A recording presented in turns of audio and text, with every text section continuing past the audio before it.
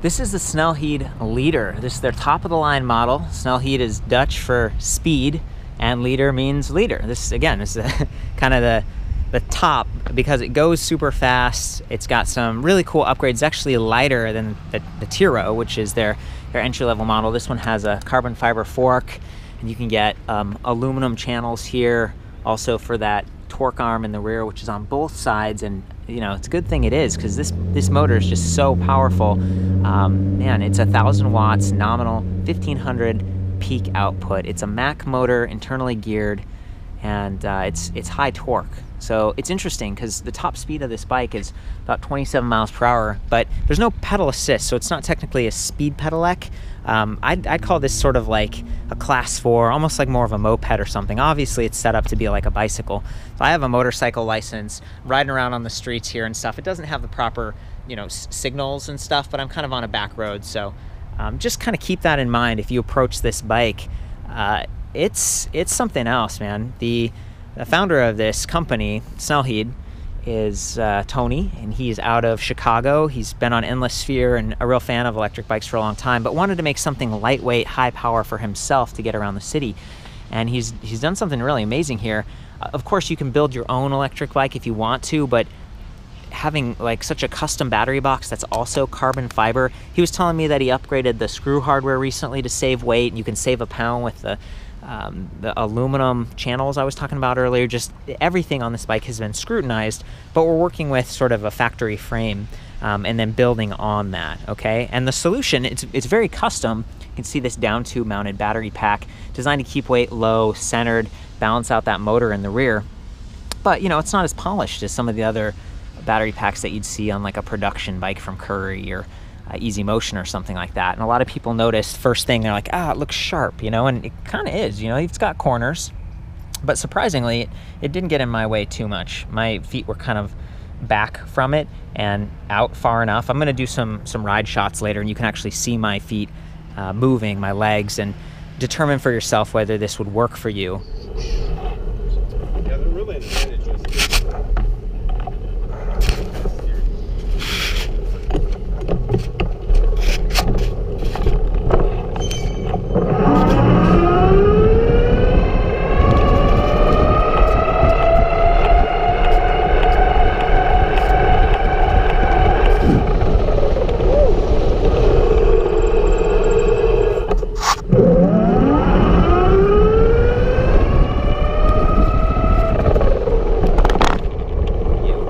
For someone who wants that power and speed, there's nothing else kind of like this that combines that lightweight and power. I've ridden the Stealth Bomber, I've ridden other high-power electric bikes, but nothing quite like this for the city. And so in order to kind of keep it safe, what they've done is put on a disc brake in the front. So the Tiro, the entry-level model, it just has these sort of standard, you know, city caliper brakes. This one has an upgrade. It's SRAM Apex in the rear. And then on the front, we've got 160 millimeter mechanical disc, Avid BB7 S Road. So decent, got the nice levers. There's no motor inhibitors on these. You don't need them. It's all about the throttle on this bike. And we've got a flat bar instead of a riser, so it's even more aggressive. You're on this thing. You can see my shadow over there. You're like leaning forward, aerodynamic. It's a thrill. And you know, it's almost scary if you're not careful, because this throttle, it's variable speed, and it's sensitive. If you wiggle it a little bit, you feel it almost immediately in the motor. And taking off, you could almost get this thing kind of wheelied. So just sort of keep that in mind. Battery pack uses lithium polymer cells. It's got a really high C rating, and it's about 52 volts with 9 amp hour capacity. So very, very large. Especially on the voltage side. Like most electric bike batteries, it's like 36, 48, so 52, and you know, it's really taking it to the next level. It is mounted here by 3 screws, like when you take this cover off and everything, but the battery isn't designed to come off. Instead, what he's done is built this little wire key thing. You can take that out and then the bike won't function. So you need that to kind of complete the circuit. And it's just a, you know, simple way of having like a little bit of a security key thing. I like that there's some bosses right here, because you could add a bottle cage or a lock or something like that. And then there's actually seat stay bosses and some more right here by the dropout that you'd actually have to kind of double up with these torque arms if you wanted to add a rear rack. I don't know if it's perfectly designed for that, but you know, I'd consider that if I was using this to commute or as a bike messenger. Definitely a good thing. To get this bike going, you just put in that little wire device, click on right here, and then you can see the voltage. So it looks like it's saying 56.8 volts in blue, and then they have this optional temperature monitor over here. It says 0.2, and so that's 20 degrees Celsius. And I believe he was telling me you want to keep it below 2.0. So there's lots of room there in terms of the system overheating, and it doesn't sound like that's been a problem for him. So yeah, this is much more of like maker, like overclocking, high power, custom, and he does a lot of this engineering himself. And it tries to offer like a year-long kind of warranty and some support. So for someone who wants that type of performance, but you know, isn't necessarily interested in doing it themselves and wants something with a kind of a mid-mounted battery, but you know, do you have the tools and the time to shave off all the weight? This is a passion. This is definitely, I feel a lot of passion coming from this bike. I met with Tony last year, and he only had one model at that time. We were talking about it, and it was like, yeah, you know, what's the plan? And since then he's been growing and expanding his lineup. So I was excited to give this thing a shot, you know, try it out for myself, and I'm impressed / afraid on it. You know, I do the ride test later. I'm going to be really careful, and I guess I would share that. That's my like word of advice too to anyone else who wants to try this bike. It does come in 2 frame sizes, so he kind of builds off the frames. Same with the Tiro, but you know, it's a little bit more expensive. That $27.99. That's a lot to pay for something that's, I mean, it's weird because you buy something that's hand built, you're thinking, oh yeah, it's handcrafted, I'm going to pay more for it. But in the world of electric bikes, where it's like a race to the bottom, people are trying to be low priced, and especially something that it's just not as polished with some of these extras and stuff.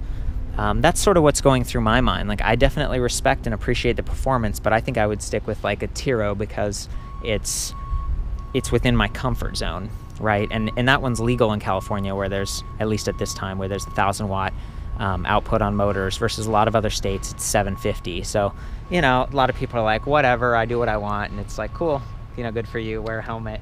That's what this bike is all about. So I'm gonna hop on this thing, and handcrafted in Chicago, Illinois. I love that. Hop on this thing, give it a go, and celebrate that Dutch heritage that Snelheid is building from. By the way, there's a lot of extras on this bike because it's Tony's personal bike. Got the display here, little cycle computer. The one that it would come with is a Bell cycle computer, not this Sigma. It wouldn't have this little holder thing or the Bell. We got the levers up here I was talking about earlier.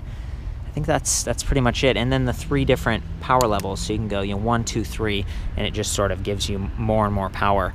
3 is incredible. It's just crazy. And then these straps, you might notice, those are extras that he can sell you, but I think he likes them. He can kind of do some power sliding and stuff. He's a really good cyclist. So, okay, I'm gonna hop on and give this thing a go.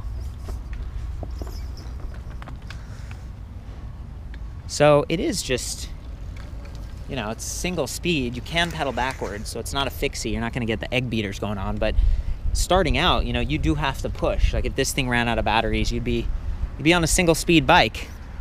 You know, 46-pound single speed bike, mind you, and that's kind of what that looks like. But as soon as you tap into the throttle over here, the whole game changes. Let's see.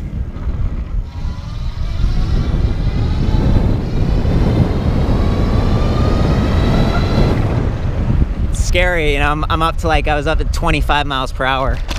I don't want to fall doing this. It's probably going to be some more frame shots and stuff, but wow, you get the wind going in your face, and you can beat cars off the line at stoplights with this thing, no problem. I was riding it around the city earlier with Tony, just kind of getting an idea of performance.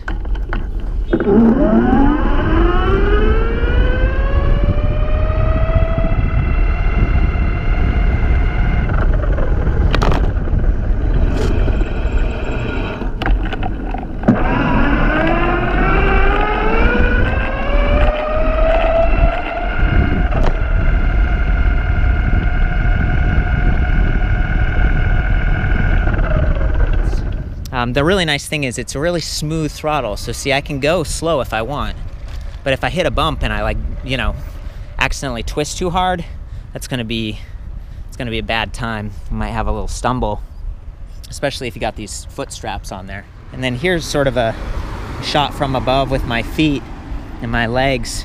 See, there's plenty of clearance. If I was wearing pants, they might be touching the side of that or rubbing a little bit, but with my shorts, it's fine. And you know, Tony's in Chicago where it's cold, riding around, not having a problem. So just gonna kind of go from 0 here and show you how quickly we can get it up to speed.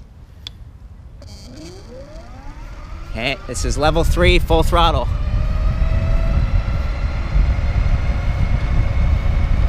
That's about it. Just really zips. Whew. Okay, we're swapping bikes. I'm putting Tony on on the leader over there, the high power one. I'm gonna take back the Tiro and do some filming. People are always saying like, hop on the bike, show us what it looks like. How tall are you, Tony? 6'1". 6'1", so you're taller than me. I'm 5'9", but you know, is this the larger frame size too? Yeah, this is a 58. 58. Centimeters. Okay. The largest. Very cool, very cool. It makes sense. I'm just gonna follow you along and try to keep up a little bit, but yeah, here, let's just go a little bit slowly at first to kind of get over there. And I'm gonna get on your other side.